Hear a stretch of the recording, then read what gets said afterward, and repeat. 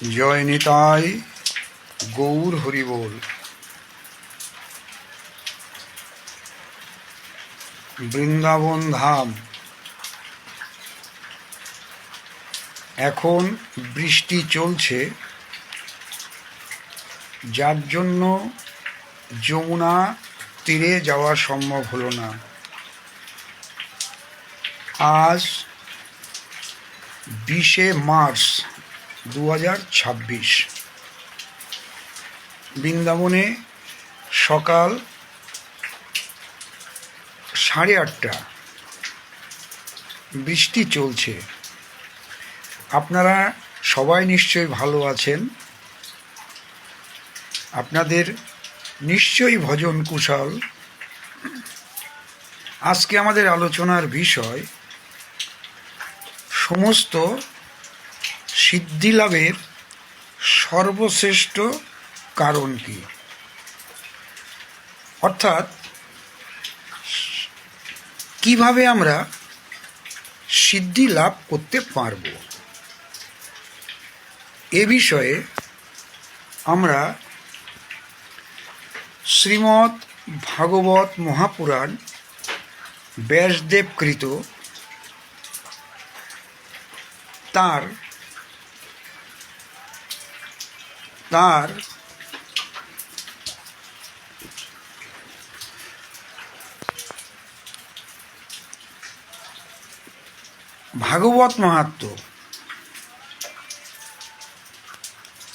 ভাগবত মাহাত্ম্য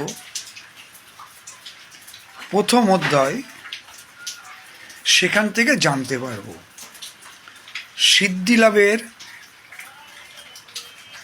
শ্রেষ্ঠ উপায়। এখানে ভক্তি মহারানী নারদ ঋষিকে বলছেন। কি বলছেন? ভাগবত মাহাত্ম্য প্রথম অধ্যায়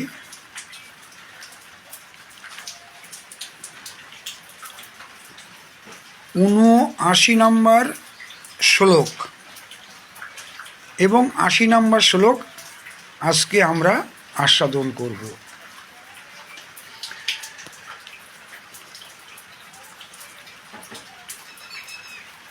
ভক্তি মহারানী বললেন, হে দেবর্ষি, আপনি ধন্য।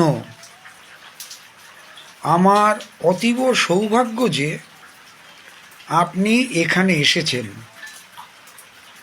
সংসারে সাধুর দর্শনই সমস্ত সিদ্ধি লাভের পরম কারণ।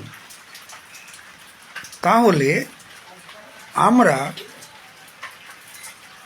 সিদ্ধি লাভ করতে চাইলে তার পরম কারণ হচ্ছে সাধুর দর্শন।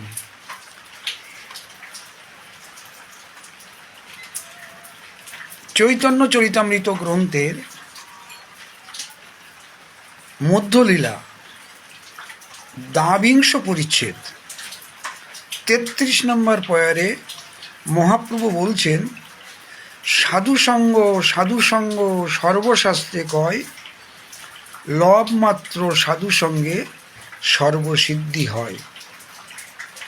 অর্থাৎ সব কিছু সিদ্ধি লাভ করা যায় শুধু সাধুসঙ্গের মাধ্যমে বা প্রভাবে।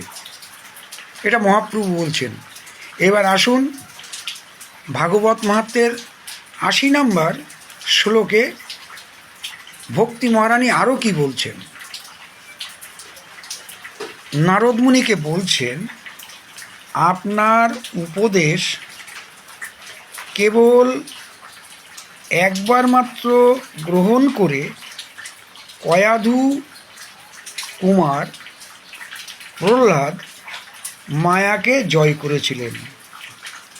ধ্রুব আপনারই কৃপায় ধ্রুবপদ লাভ করেছিলেন।